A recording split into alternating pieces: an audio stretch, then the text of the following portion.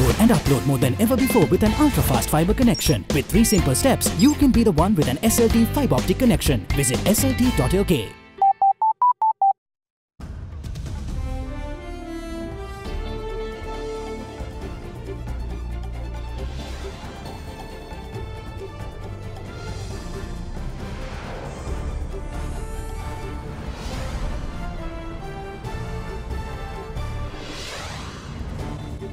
Head of state in the dark. President Maithripala directs his wrath at officials for failing to update him on Geneva proceedings, but claims to have composed Sri Lanka's statement. Back on home soil. First 2 culprits in the Dubai drug arrest deported to Sri Lanka. A grey area. Transparency International warns Sri Lanka of a negative image over the controversial Maithripala oil refinery. May out of the way. British Parliament set to vote on where majority consensus lies in breaking Brexit deadlock. All this and much more coming up on First at 9 this Wednesday, the 27th of March 2019. From AdaDerana, this is AdaDerana First at 9. Live from Studio 24 in Colombo.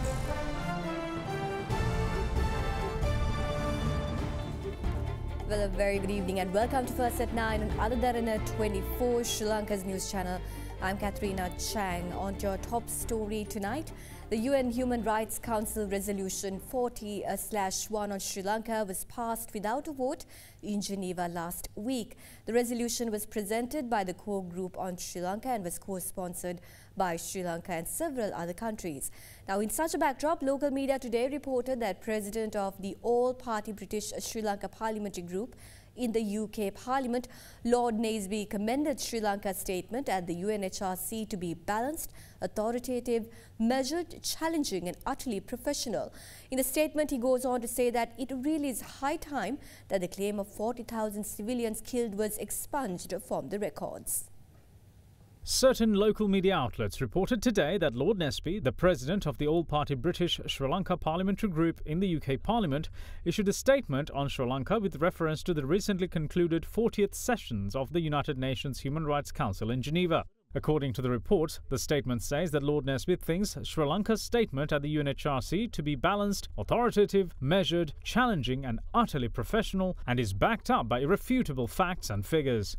Furthermore, media quote Lord Nestle's statement mentioning his feeling of pride over Sri Lanka's foreign minister deciding to include as one of 3 important annexes the House of Lords debate he initiated and led in the House of Lords on the 12th of October in 2017. He also expresses his vindication about persevering for over 2 years to extract under a Freedom of Information inquiry the dispatches of Lieutenant Colonel Gash, the UK's military attaché in Colombo, who saw the war firsthand. Lord Nestle is quoted as saying that it is these dispatches that prove beyond any doubt that there never was a policy to kill Tamil civilians and that the civilian casualties were only around 5,500 at most. The report goes on to mention 3 important issues highlighted by Lord Nestle in his statement. First, he refers to the UN report 40/L.1, the consensus resolution on Sri Lanka that was adopted by the United Nations Human Rights Council without a vote. Commenting on it, he highlights the report as saying, quote, noting with appreciation the return of some private land, unquote. On the topic, Lord Nestle quotes Sri Lanka's foreign minister as saying that 92.16% of land have been released and it is hardly some, realistically most. Secondly, he says that from the same resolution document on page 3 reference is made to a Truth and Reconciliation Commission. He adds, quote, surely the UN, for its part, will have to put forward proposals of how to get persons like Mrs. Adele Balasingham and other senior LTT officers settled in UK, Canada, USA or elsewhere to fully cooperate if a truth and reconciliation mechanism is to happen, unquote. Finally, Lord Nestle says that in Sri Lanka's foreign minister's statement, he refers to considerable unevenness in the standards of proof applied to the government of Sri Lanka compared to those applied to the unsubstantiated allegations made by Sri Lanka's detractors. On the topic, Lord Nestle is quoted in his statement as saying how right the foreign minister was to raise this issue and it is really high time that the claim of 40,000 civilians killed was expunged from the records. The recently concluded UNHRC session in Geneva was also at the forefront of President Maithripala's thoughts as he criticized Sri Lanka's latest co-sponsorship of the resolution. Addressing a function today, the head of state alleged that he was kept in the dark over the proceedings.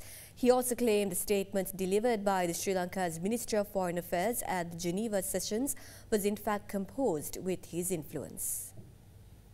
President Maithripala graced an event organised to unveil the new building at the Megahathana police station in Kalutara today.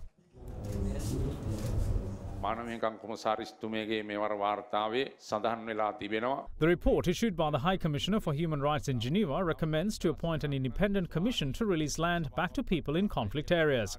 I believe wrong information fed by NGOs influenced her decision. We won't appoint independent commissions or anything proposed by anyone, and we will do only what should be done according to our constitution. I was not aware that the Sri Lankan ambassador in Geneva signed the co-sponsored UNHRC resolution on Sri Lanka on the 25th of February. These questionable decisions were made without my knowledge, and the Foreign Minister as well as the Foreign Secretary were also kept in the dark. The responsibility of international relations lies with the President and not with any low-ranking officials. I completely oppose and reject the signing done by the ambassador in Geneva without the consent of the Foreign Ministry and myself. Those who were set to represent Sri Lanka in Geneva were chosen without my knowledge, and I changed the composition. The signing in question was done after a person appearing as the Director General of the Office for Reconciliation signed a document and sent it to the ambassador in Geneva. It is a betrayal of the Sri Lankan government, its people and the tri-forces. We directed the Minister of Foreign Affairs, Maithripala, as to what should be mentioned at the session in Geneva. What the media reported as the Foreign Ministry's refusal to allow hybrid courts to be set up in Sri Lanka was in fact the statement we prepared for him. The statement prepared by the previous group was entirely different.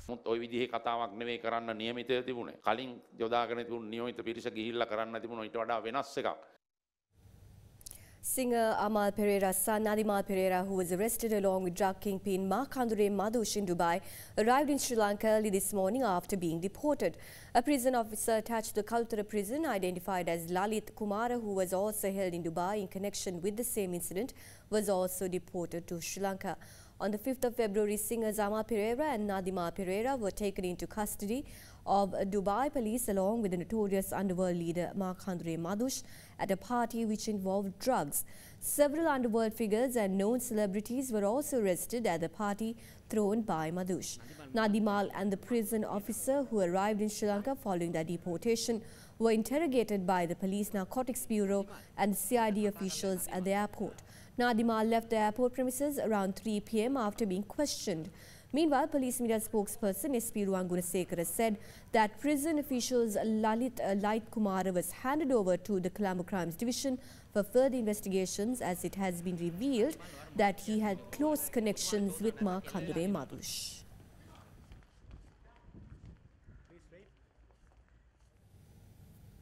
The ongoing power crisis in the country has become one of the most inconvenient experiences at present and has been drawing strong public backlash ever since planned power cuts came into effect. It is in this backdrop that the Ceylon Electricity Board Engineers Union claimed that the CEB will incur additional losses between 10 to 20 billion rupees this year if they were to purchase electricity.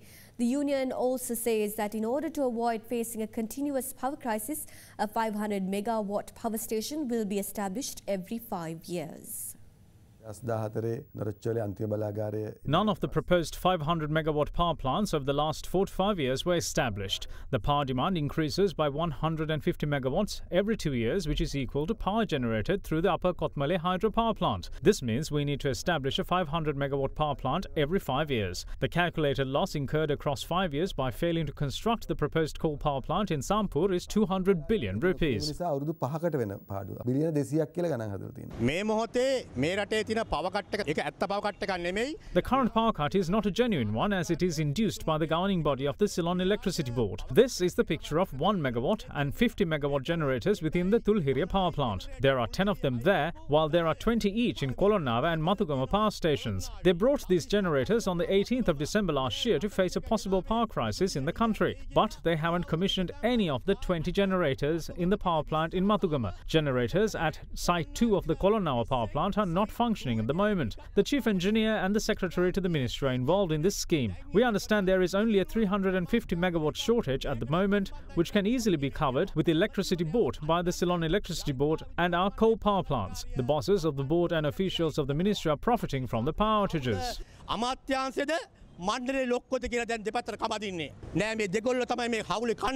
Meanwhile, the government urges the public to be frugal in consumption of power for the next 3 months. It is in this backdrop that the cabinet has given the nod to a proposal by Minister Ravi Karunanayake to introduce measures to save electricity in the country, which include switching off 2 light bulbs in every household for a period of 3 months. Other proposed measures include reduction of power usage at state institutions, religious and commercial establishments by 10%, switching off unnecessary street lights and switching off all street lights an hour before the usual time. However, there is an immediate need to address the power deficiency that the country experiences from time to time. So what are the suitable short as well as long-term solutions in this regard?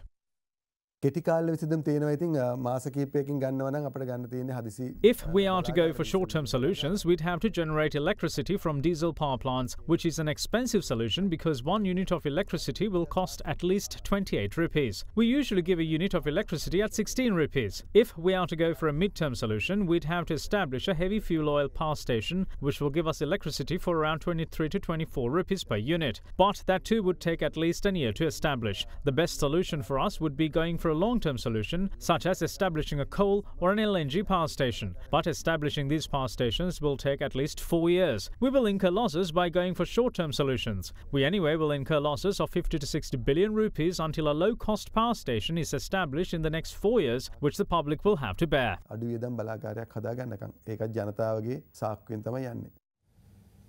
Opposition leader Mahinda Rajapaksa points the finger at the present government over the prevailing power crisis, saying that the proposed coal power plant in Sampur would have averted the crisis had the government followed through with the plan.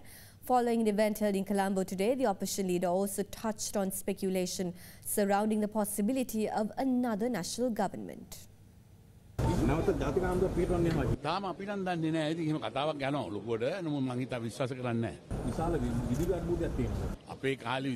The public was able to enjoy uninterrupted power supply during our tenure. The management is to blame. We're facing this power crisis because the government failed to establish the proposed coal power station in Sampur in 2017.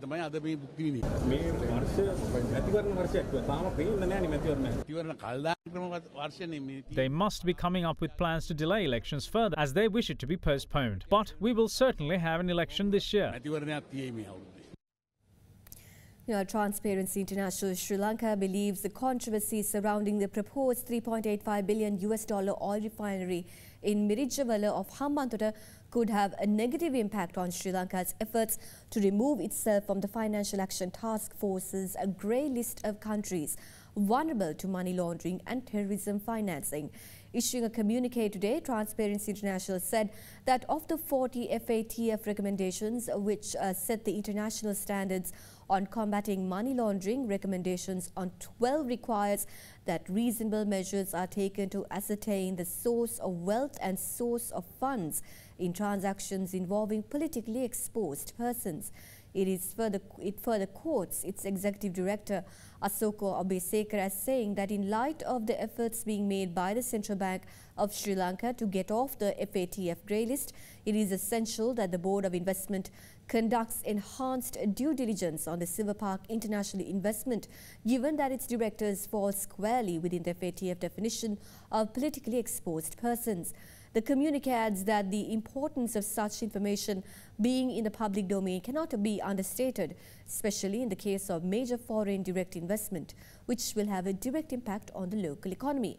In conclusion, it says that ensuring transparency and accountability in these processes will also enhance the country's efforts to attract a bona fide foreign investment.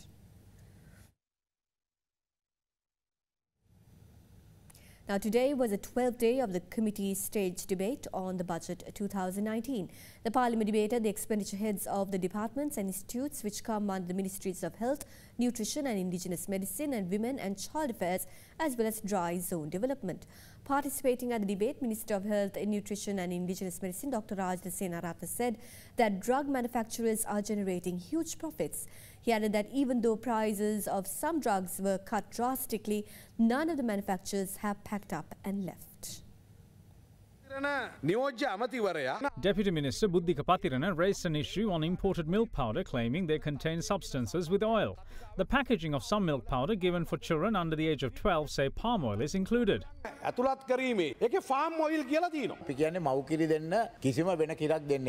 The government's advice is to give breast milk and nothing else. Besides, tests conducted both in New Zealand and in Sri Lanka didn't find any harmful substances in milk powder. We know cancer drugs are sold at exorbitant prices. The Trazomab vaccine was sold at 280,000 rupees. When an alternative was introduced, they reduced it to 165,000 rupees. Stents were sold at 350,000 rupees. It was reduced to 105,000 rupees. None of these companies gave up their businesses. MP Ranjit Soiza made a complaint against Minister Dr. Rajitha Senaratne at the Bribery Commission. The allegation relates to the sale of drugs rejected by 27 specialist oncologists.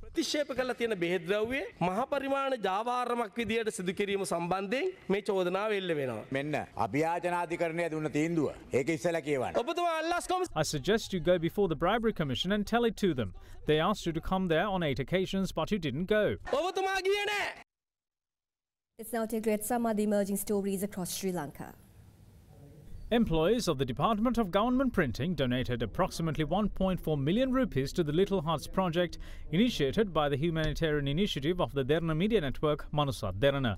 The employees donated a day's pay to the cause, and the collected funds were handed over to AdaDerana during a function worked off at the Department of Government Printing today. Little Hearts is a national fundraising project to build a cardiac and critical care complex at the Lady Ridgeway Children's Hospital. Depositors of the ETI Finance Limited engaged in a protest at the Parliament roundabout today. Blocking the road leading to the Parliament, they demanded a quick solution to their plight. They charged that not a single politician managed to address the issue, even though 15 months have passed. The protesters also called for the intervention of President Maithripala in bringing the matter to a swift resolution.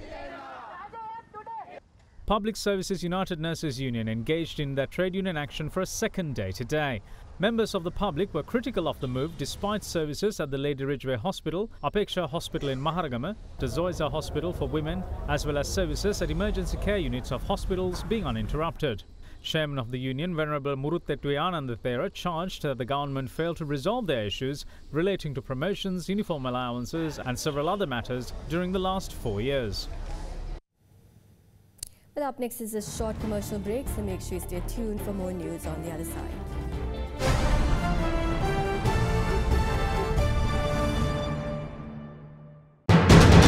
You are watching Sri Lanka's #1 news channel. This is AdaDerana 24.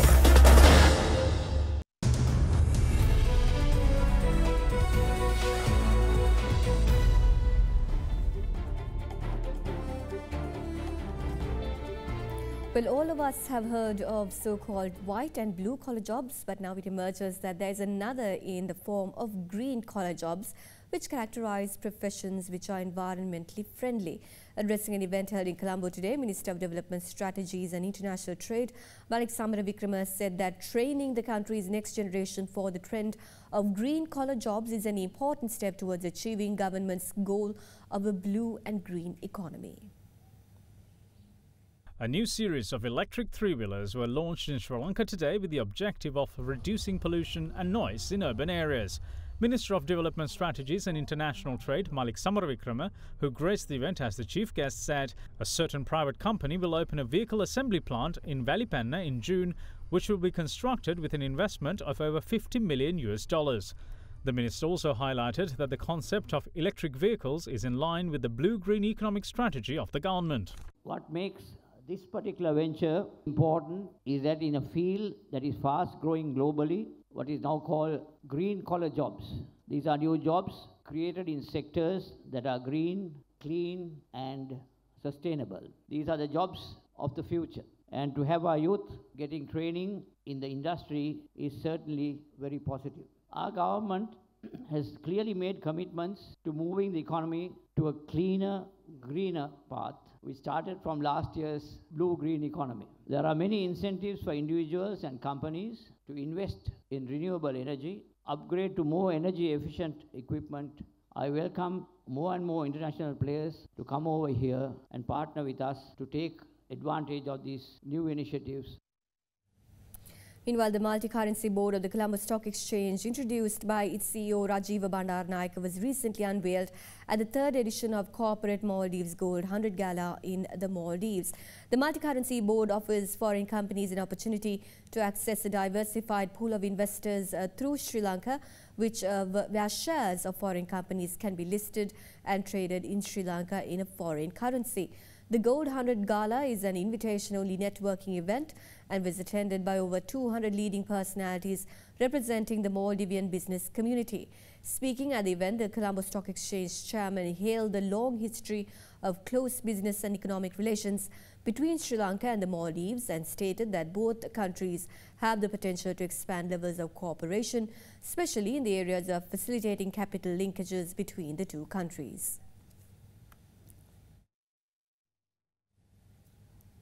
The Osha price index slid 0.03% at 5,511.77 today. The market turnover was 165 million rupees, its lowest since the 14th of February and well below this year's daily average of 660.2 million rupees. Foreign investors, meanwhile, sold a net 58.8 million rupees worth of shares today, extending the year-to-date foreign outflow to 6.2 billion rupees worth of equities so far this year. We now have Amanda Lukugamige from First Capital Holdings with a brief report on how the markets performed today.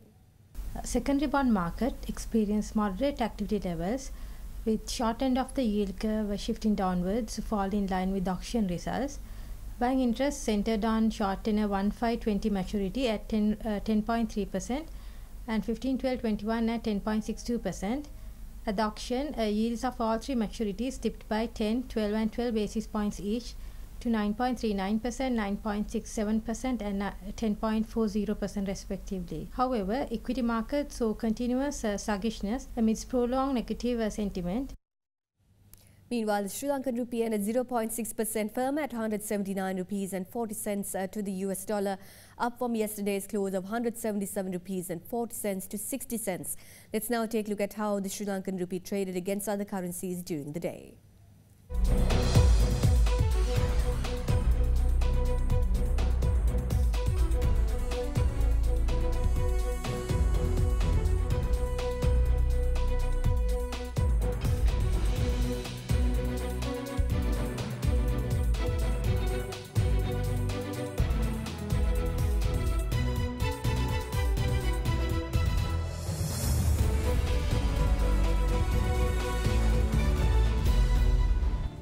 Well, we have the latest development on the Brexit up next after this short commercial break.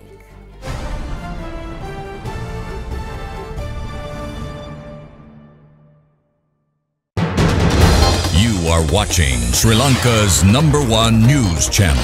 This is AdaDerana 24.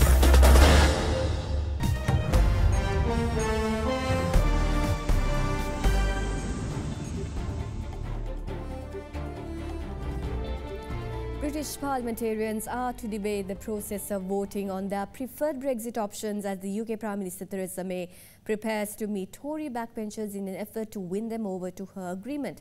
Some parliamentarians want the Prime Minister to name the date she will leave number 10 to have any hope of getting their backing for her deal. The 10 Northern Irish MPs are seen as the key to securing the deal, but they have urged Tory MPs to stand firm in their opposition unless there were significant changes. Commons leader Andrea Leadsom said the government was still in talks to persuade the Democratic Unionist Party to back it, along with other MPs on their own benches. Parliamentarians were debating a while ago a motion which determines how the rest of the day's debate will be carried out. Conservative backbencher Sir Oliver Letwin, whose cross-party proposal ushered in today's debate, said the only way leaving the EU with no deal can be prevented is by crystallising an alternative majority and trying to carry it forward. He said that if MPs supported the Prime Minister's deal in another meaningful vote, this would be the easy route.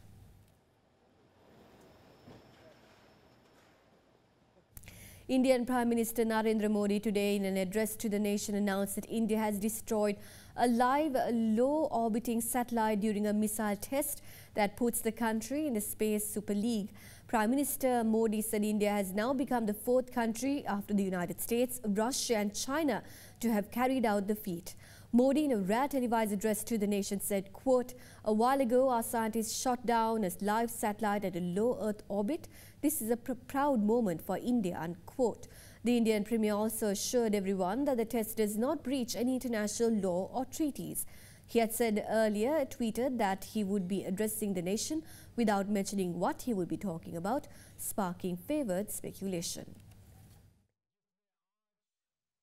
यह सिद्धि प्राप्त की है.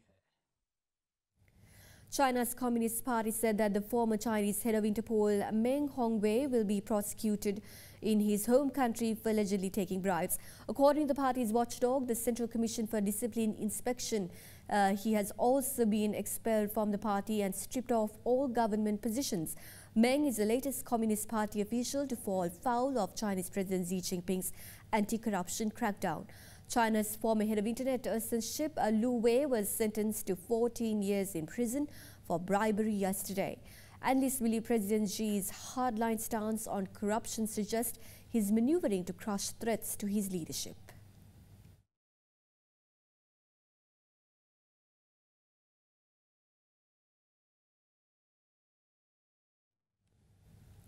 Now here's something you don't see every day.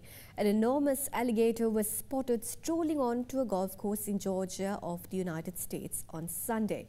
The large reptile was filmed interrupting a game of golf before dipping into a water feature at the golf course. An eyewitness who took the footage said that the alligators are a common occurrence on the course. However, this particular alligator size stood out. According to the Georgia Department of Natural Resources, there are approximately 200,000 to 250,000 alligators in the state of Georgia.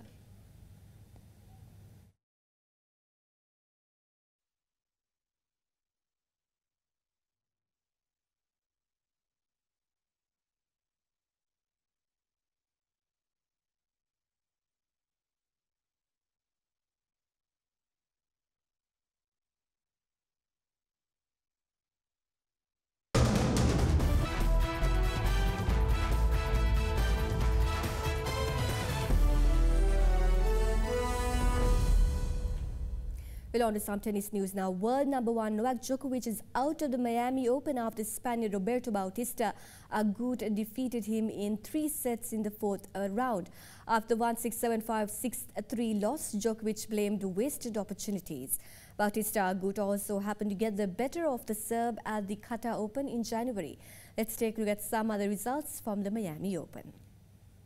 Mercurial talent Nick Kyrgios's challenge in Miami was brought to an end by 11-seeded Borna Coric as the Australian was beaten 4-6, 6-3, 6-2. Kyrgios was given a point penalty for an audible obscenity during his loss and later blamed the loss on lack of concentration. Up next for Coric will be a clash with Canadian Felix Auger-Aliassime, who beat Georgian 17th seed Nicolas Basilashvili 7-6, 6-4. The win made him the first qualifier to reach the last 8 in Miami since Guillermo Cañas in 2007. Defending champion John Isner meanwhile reached the Miami Open quarterfinals with a 7-6, 7-6 win over Britain's Kyle Edmund. Edmund was trailing 5-3 in the second set tiebreak when the point was stopped after he heard a shout of "out" from the crowd, and the umpire ruled Edmund had lost the point as a result. Isner will next face 6-time champion Novak Djokovic's conqueror, 22nd seed Roberto Bautista Agut. Former national team coach of Sri Lanka cricket Bruce Yardley has passed away. The ex-Australian spinner coached the national side from 1996 to 1998 and was a staunch defender of spin legend Muthaiya Muralidharan's bowling action, in contrast to many of his countrymen. Coincidentally, his playing career, Yardley played his final test match for Australia against Sri Lanka in 1983, taking 7 wickets. Bruce Yardley passed away at the age of 71.